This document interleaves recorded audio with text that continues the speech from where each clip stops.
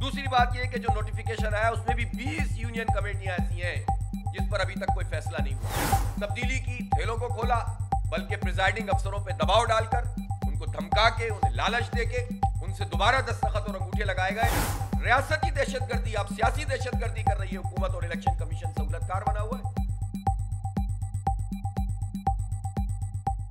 और लोगों ने इस उम्मीद के साथ तमाम तर साजिशों के बावजूद आखिरी घंटे तक कंफ्यूजन रखा गया बल्दियाती इलेक्शन के हवाले से, उसके बावजूद भी एक माकूल तादाद में वोट डाले और इस यकीन के साथ वोट डाले कि अब जमात इस्लामी इस शहर का नक्शा तब्दील करेगी इंशाअल्लाह। और सबसे बड़ी पार्टी के तौर पर जमात इस्लामी कराची में मुंतखब हुई, सबसे ज़्यादा वोट लिए, सबसे ज़्यादा सीटें ली। अफसोस की बात है कि मुसलसल हुकूमत की तरफ से, सिंध हुकूमत की तरफ से, पीपल्स पार्टी की तरफ से वो इक़दाम किए गए जिसके नतीजे में जो जीता हुआ मैंडेट जमात इस्लामी का है, बल्कि मैं इसको कराची का मैंडेट कहूँगा, उस कराची के मैंडेट पर कब्जा करने की कोशिश की गई है।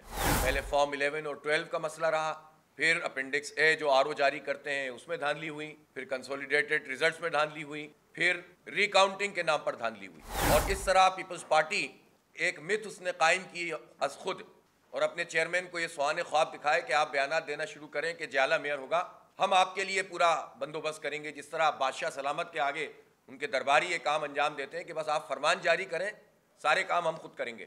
और फरमान उन्होंने जारी कर दिया और दरबारी इस काम पर लग गए कि किस तरह से यूसी को इधर से निकालना है, उधर देना है, उधर से निकालना है, इधर देना है। वो सारी कारीगरी की गई है जो जमहूरियत दुश्मनी, अवाम दुश्मनी और मुल्क दुश्मनी, सिंध दुश्मनी पर महमूल की जाएगी। उसकी वजह यह है कि जब आप जमहूरियत पर शबखून मारेंगे, जब आप अवाम के मैंडेट को हासिल नहीं कर पाए और ज़बरदस्ती छीनने की कोशिश करेंगे, जिसे अवाम चाहते हैं उसके बरखिलाफ आप ज़बरदस्ती मुसल्लत होने की कोशिश करेंगे, तो ये मुल्क से वफादारी नहीं है, ये अवाम के हक़ में कोई बात नहीं है। अपने आप को अवाम का चैंपियन कहने वाले खुद अपनी पार्टी में जमहूरियत नहीं रखते।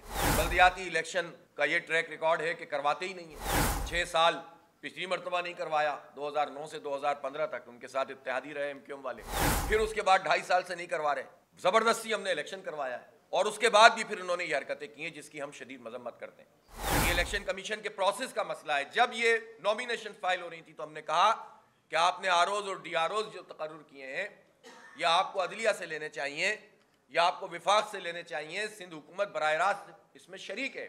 इन्होंने हमारी बात नहीं मानी, हमने इस चैलेंज को भी कबूल किया। हल्का बंदियों पर हमारे तहफ़्फ़ुज़ात थे, ये मसला हल नहीं हुआ, लेकिन अगर हम हल्का बंदियों पे मजीद जाते तो ये 4 साल और नहीं कराते इलेक्शन। हमने उस चैलेंज को भी कबूल किया। डॉक्टर लिस्टें इलेक्शन कमीशन ने सही नहीं बनाई, हमने उस चैलेंज को भी कबूल किया। उस सब के बावजूद भी हम जीत गए।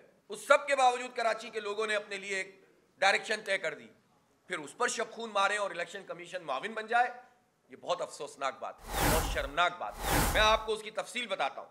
नोटिफिकेशन जारी किया है इलेक्शन कमीशन ने, और इस नोटिफिकेशन में इस वक्त भी 15 जनवरी को इलेक्शन हुआ है और आज 6 मार्च है, इस वक्त भी 11 यूसीओ के ज़िमनी इंतखाब का ऐलान इलेक्शन कमीशन ने नहीं किया। तो ज़ाहिर है पीपल्स पार्टी के ईमा पर हो रहा है ये काम। सिर्फ पीपल्स पार्टी चाहती है कि इस पर ज़िमनी इंतखाब ना हो। 16 जनवरी को ये अनाउंसमेंट हो सकती थी। मुसलसल खत लिख रहे हैं, मुसलसल मुतवज्जे कर रहे हैं, लेकिन अगर चीफ इलेक्शन कमिश्नर और इलेक्शन कमीशन ऑफ पाकिस्तान ये काम नहीं कर रहा तो पीपल्स पार्टी के मफाद का तहफ़्फ़ुज़ कर रहा है, इसलिए कि वो जानते हैं कि उसमें जितने वार्ड हैं उसमें अक्सरियत में जमात इस्लामी जीत चुकी है। पीपल्स पार्टी के नंबर बढ़ाने के लिए या उसका तासुर बरकरार रखने के लिए अगर उनका साथ इलेक्शन कमीशन देगा तो हम इलेक्शन कमीशन पर एतराज़ भी करेंगे, एहतजाज भी करेंगे। दूसरी बात यह कि जो नोटिफिकेशन आया उसमें भी 20 यूनियन कमेटियां ऐसी हैं जिस पर अभी तक कोई फैसला नहीं हुआ। 6 यूनियन कमेटियां तो दूसरे तीसरे दिन उन्होंने अपने पास ली थी, सबूत आ गए, पता चल गया जालसाजी हुई है। 1.5 महीना दिया गया खेलने के लिए आरओज को।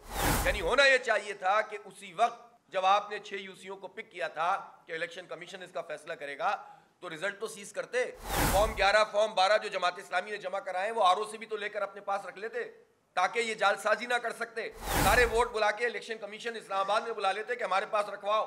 उनको मौका दिया कि उन्होंने ना सिर्फ ये कि वोटों में तब्दीली की, थैलों को खोला, बल्कि प्रिजाइडिंग अफसरों पर दबाव डालकर, उनको धमका के, उन्हें लालच दे के उनसे दोबारा दस्तखत और अंगूठे लगाए गए और फिर कहा कि देखें ये असल रिजल्ट है। और इलेक्शन कमीशन में जब प्रोसीडिंग हुई तो वो एक्सपोज होना शुरू हुए। एक केमाड़ी के आरओ को तो गिरफ्तार किया गया, एक को मुअत्तल किया गया। प्रिजाइडिंग अफसरों में से लोगों ने कहा कि हम अपने ज़मीर का सौदा नहीं कर सकते। लोग हिम्मत करके सामने आए, हमारे राब्ते में ऐसे लोग हैं, लेकिन उनकी नौकरियों को खतरा है, उनकी जानों को खतरा है। पुलिस उठाकर ले गई और कहा कि अंगूठा लगाओ।